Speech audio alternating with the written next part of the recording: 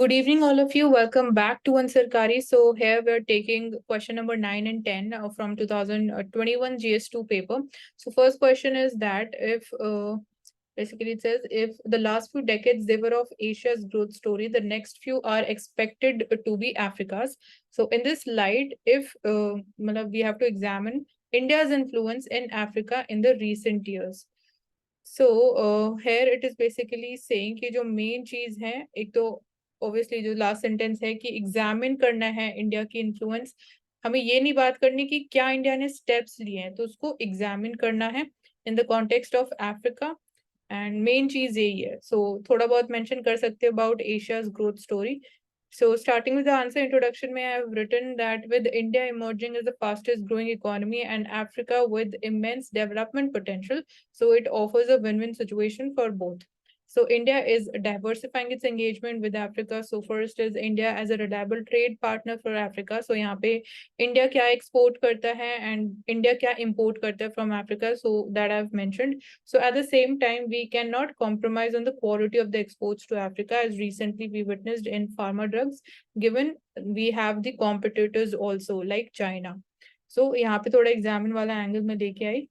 Point number 2 is about green energy transition. Maybe we are also cooperating. So specifically in solar projects and solar energy, where it also involves exchange of technology. So that is further the relations with the application of Indian expertise. Third point is in terms of defense and security cooperation also, we are trying to cooperate. So here countries like Mozambique and Seychelles, through the joint military exercises, we are cooperating more. So that would be like, it has helped in countering piracy, and this would aid India to deal with rising presence of China in the Indian Ocean as well. Fourth is in terms of infrastructure development, we are cooperating through providing line of credit for construction of roads, the basic infrastructure in Africa, but timely completion of projects that needs to be monitored to maintain India's competitive edge in Africa. So of late, we have seen that India is a leader of Global South also, and since we hold the presidency of G20, so we have raised the demand to include members of African Union in G20 as well. So this has been India's cooperation or India's influence in Africa. So I've tried to examine this thing. So Ashok, you can bring in your critical review for this answer. इसमें question में था कि examine India's influence in the last recent years, तो कुछ बड़ा है या घटा है उस पर एग्जामिन करना था इन अफ्रीका। तो आपने बता दिया स्टार्टिंग में विन विन सिचुएशन है, फिर रिलायबल ट्रेड पार्टनर है, और आपने फिर इसको थोड़ा ज्यादा लिख दिया, जरूरत नहीं था इसका नहीं कि क्या एग्जाम क्या देखो इंपोर्ट मैंने करते हैं स्टार्टिंग में एक्सपोर्ट तो करते थोड़ा हैं। मेंशन किया कि अगर मैं यहाँ तक ही लिमिटेड रखती तो थोड़ा नैरो रहता। इन्फ्लुएंस का बात कर रहा था, इन्फ्लुएंस हाँ ऊपर कर एक बार, इन्फ्लुएंस। हाँ, इन्फ्लुएंस की वहाँ बात। इंडिया क्या रोल कर रहा है वो नहीं बताना था कि ट्रेड पार्टनर में क्या इन्फ्लुएंस कैसे बढ़ा है या घटा है, उसको एग्जामिन कर। तो मतलब कि इन्फ्लुएंस कुछ इन्फ्लुएंस एरियाज होगा में ना। बढ़ा है ना, मतलब घटने की तो बात नहीं की मैंने, दोनों साइड्स की बस इंक्रीज करने की बात करिए कि यहाँ हाँ, हमारा तो फोकस आपने है ट्रेड में। एक पैराग्राफ तो एक्स्ट्रा लिखा है इसमें, क्योंकि क्रूड ऑयल नेचुरल गैस ऐसे पूरा ज्यादा बढ़, तो जरूरत नहीं था। हाँ थोड़ा कम फिर लिख। Green energy transition, solar power exchange of technology has further relation with the application of Indian expertise, defence security cooperation. ऐसे ये अच्छा पॉइंट है क्योंकि आपने बताया कैसे बड़ा है मिलिट्री एक्सरसाइज और बाकी सब। Infrastructure development through construction of timely completion of product needs to be monitor, तो आपने क्रिटिकल एलिमेंट भी लिखा है। देखो it is let fitness India global south है, हाँ ये तो मेरा, हाँ ठीक है।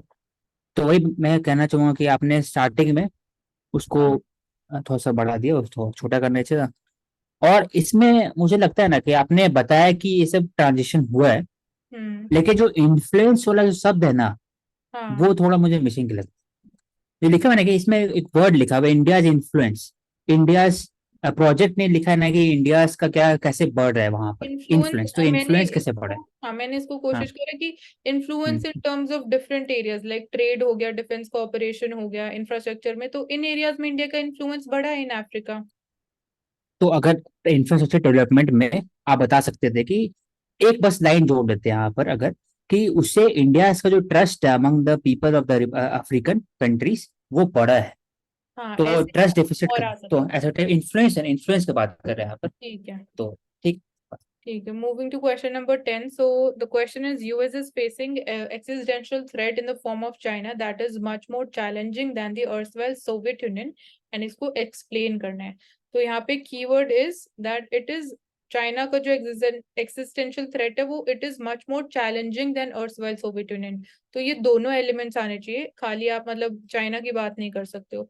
सो मैंने लिखा कि both US and China they are intertwined in various areas, like जो कॉम्प्लिकेटेड या कॉम्प्लेक्स एरियाज हैं, that is trade, investment, climate change, nuclear proliferation, ये थोड़ी चैलेंजिंग एरियाज हैं. And in case of Soviet Union, जो स्ट्रगल था between US and Soviet Union, that was more about global influence. दोनों का क्या ग्लोबल इन्फ्लुएंस इंक्रीज करने की कोशिश थी, आइडियोलॉजिकल राइवलरी जो थी. So China as an existential threat for US, तो इसको मैंने फिर एक्सप्लेन किया in 3 major points. So growing economic interdependence and lack of alternatives make things more complex today. So यहाँ पे in terms of semiconductor chips, APIs और technological components, तो यहाँ पे lack of alternatives है, हमारी चाइना के ऊपर ज़्यादा dependence है. Then also China, it is a key component in the global supply chain, तो उसको replace करना एक बहुत बड़ी चीज़ होगी. देन यहाँ पे मैंने मेंशन किया कि in terms of Soviet Union and US, ये चीजें या ये एरिया थोड़ा लेस इंटेंस था. जितना हमें चाइना में देखने को मिल रहा है इतना सोवियत यूनियन के केस में नहीं था. सेकंड पॉइंट में मैंने आइडियोलॉजिकल कंपटीशन के बारे में बात करी है between Soviet Union and US. It was limited to communism versus capitalism. But China के केस में, going apart from this communist ideology, China के केस में वी आर सीइंग कि इट इज अथॉरिटेरियन गवर्नेंस का एलिमेंट है. It is trying to disrupt the maritime routes, and then coupled with growing assertiveness. So this is much more challenging to USA's influence globally. Third point में मैंने बात करी है attempt to expand China's geopolitical reach. So China के different initiatives है, like BRI, mediation अभी हमने recently देखा in case of Saudi Arabia and Iran. तो चाइना ने बहुत इंपॉर्टेंट रोल प्ले किया इन दिस. एंड इन्वेस्टमेंट जो चाइना की अफ्रीका में हो रही है, so this is also diluting US's dominant position. And apart from this, जहाँ पे बेसिकली चाइना को अपॉर्चुनिटी दिखती है in terms of vacant space left by the US, so वहाँ पे भी China is filling the space, and that is further bolstering its position. So example in case of Central Asia. So therefore Soviet Union जो था, it was a limited threat, but China is a global threat. So that's how I've just simply ended this answer. तो आपने starting में बता दिया ideological rivalry के बारे में. फिर economic interdependence, lack of alternatives, आप लेस इंटेंस, हाँ ठीक है, लेकिन क्लोज इकोनॉमी था चाइनीज सोवियत यूनियन का, और डिपेंडेंसी बहुत कम था यूएस का. तो सेकंड में आइडियोलॉजिकल कंपटीशन में फिर बता सकते थे यहाँ पर साइबर थ्रेट का लेकर नहीं आए, जो मिसिंग था सोवियत यूनियन के समय में. साइबर वाला इशू नहीं था, वो नहीं तो था. वो लेके आते. और फिर दूसरा चीज आपने एक्सपैंड किया, इकोनॉमिक कोलोनाइजेशन वर्ड लेके आते. आपने वही लिखा है, PRI के थ्रू सऊदी अरेबिया ईरान में इन्वेस्टमेंट किया जाता है. डेट ट्रैप पॉलिसी है जो सोवियत यूनियन के समय में नहीं था, वो मिलिट्री का उस पर था, मिलिट्री एक्सपेंशन. तो ये हो गया. तो लास्ट में आपने जो लिखा है ना जहाँ पर कि सोवियत यूनियन वो लिमिटेड थ्रेट, तो मेरे को लगता है ये गलत पॉइंट है. मतलब लिमिटेड थ्रेट नहीं था Soviet union. Soviet union was a global threat, लेकिन चाइनीज का जो थ्रेट है ना वहां पर ऊपर करिए क्वेश्चन में,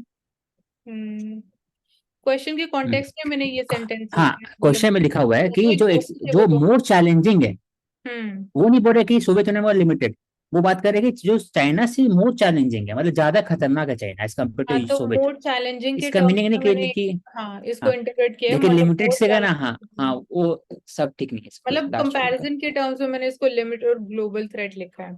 वैसे इंडिविजुअली देखे तो दोनों ही ग्लोबल थे, वो तो कंपैरिजन. हाँ लेकिन वो जरूरत नहीं था उसको लिखने का लिमिटेड थ्रेट. ठीक है, तो ये ओके चलो, moving to your questions and answers. ये वाला है. तो हाँ अफ्रीका एशिया वाला है. तो मैंने पहले एशिया, पहले 3 लाइन में समझा दिया कि एशिया में हुआ था इकोनॉमिक ग्रोथ 80s में, वो अभी अफ्रीकन रीजन में. India has made Jio strategic moves in increase its influence. तो मैंने बताया कि इकोनॉमिक कोऑपरेशन कैसे हो रहा है, उससे logistic cost have decreased.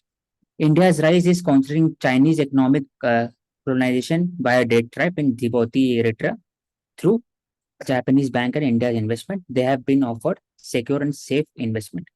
Maritime influence बढ़ा है इंडिया का.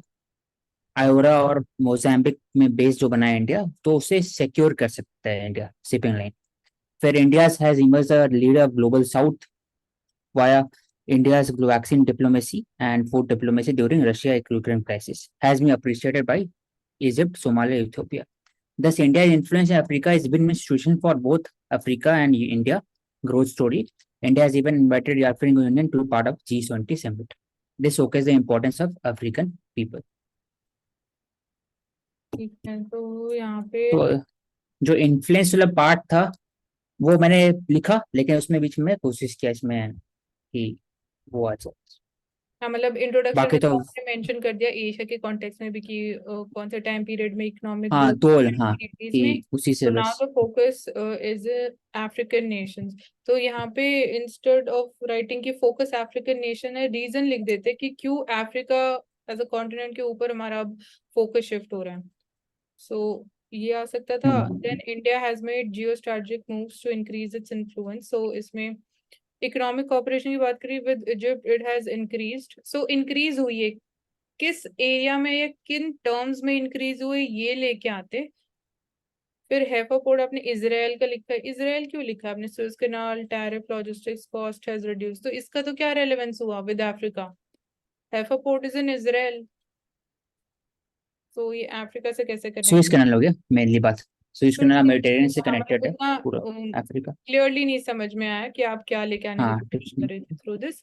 Point number 2, India's rise in countering the Chinese economic colonization by the debt trap in Djibouti, Eritrea through Japanese bank, India's investment they have been offered. ठीक है, ये आपने लिखा है कि क्या कर रही हैं कंट्रीज, मतलब इंडिया और जापान दोनों इन्वेस्ट कर रहे हैं अफ्रीका में। सो किन एरियाज में कर रहे हैं, क्या? इससे कैसे इन्फ्लुएंस क्या हुआ वो लिखना चाहिए इसमें। इन्फ्लुएंस आना चाहिए था। फिर मैरिटाइम इन्फ्लुएंस की आप लेके आए। इसमें तो और ग्लोबल साउथ फूड डिप्लोमेसी के थ्रू वैक्सीन डिप्लोमेसी। सो यहाँ पे ठीक है। बाकी जो मैंने इंट्रोडक्शन में लिखा था वो आपका कंक्लूजन में आ गया। क्योंकि मैं भी देख रहा था विन विन वाला सेम। हाँ सेम विन भी वे सेम में है, और ये अफ्रीकन पीपल वाला जो G20 में। ठीक है, चलो मूविंग टू नेक्स्ट क्वेश्चन। सो एक बार फिर डायरेक्ट में स्टार्ट किया इसमें क्यों हुआ एग्जिस्टेंशियल थ्रेट और मोर चैलेंजिंग। तो चाइना जीडीपी ज्यादा है और जो यूएसआर का था ही नहीं उतना कभी भी, क्योंकि जीडीपी बढ़ेगा तो increase in military expenditure. The Soviet Union was a closed economy where USA is heavily dependent on Chinese foreign manufacturing goods, from semiconductor, pharma to electronic manufacturing. Debt trap policy via BRI is a new economic colonialism practiced by China, unlike USSR. USSR and USA was a fight over military hegemony in African nation Europe. China's technological model espionage system is far superior to USSR. China uses Great Firewall to block tech giant, whereby uses cyber tool to breach USA data. फिर आगे में last है कि its policy in South China Sea and presenting yen as alternative dollar is threat to dollarization of world trade. Thus, USA is using Indo-Pacific doctrine to rally multipolar nation like France and India to counter Chinese influence. एक तो इसमें last point काफी important है जो मैं miss कर गई। उसके अलावा ये बोल रहा है एग्जिस्टेंशियल थ्रेट चाइना और सोवियत यूनियन। तो आपने डायरेक्टली स्टार्ट किया यहाँ पे पॉइंट्स में। आप ये टेक्निकल हो गया, मतलब एक तो जो ओवरऑल मैं बोलूँ आंसर के बारे में थोड़ा मेरे को सेग्रीगेटेड सा लग रहा है, इतना इंटरकनेक्टिविटी नहीं समझ में आई। मतलब जो क्रिटिकल एलिमेंट्स एक्सप्लेनेशन के आपके पॉइंट्स के होने चाहिए थे ना, आपके आइडियाज आने चाहिए थे या आपकी क्लैरिटी अंडरस्टैंडिंग दिखनी चाहिए थी, वो नहीं इतनी दिख पाई मेरे को। पॉइंट्स जो लेके वो सब वैलिड है, मतलब थोड़ा बहुत लेकिन कनेक्टिविटी लेके आता है उसमें हाँ स्टार्टिंग से कनेक्टिविटी लेके आते हैं। हाँ, मतलब एक पॉइंट कम ले देते और आप मतलब हर एक हाँ point पे अपने आइडियाज ले आते। बाकी तो सब ठीक है, पॉइंट्स वैलिड है, और डी डॉलराइजेशन वाला काफी इम्पोर्टेंट भी है ये। बाकी ठीक है, सब आपने देख लिया, ठीक है।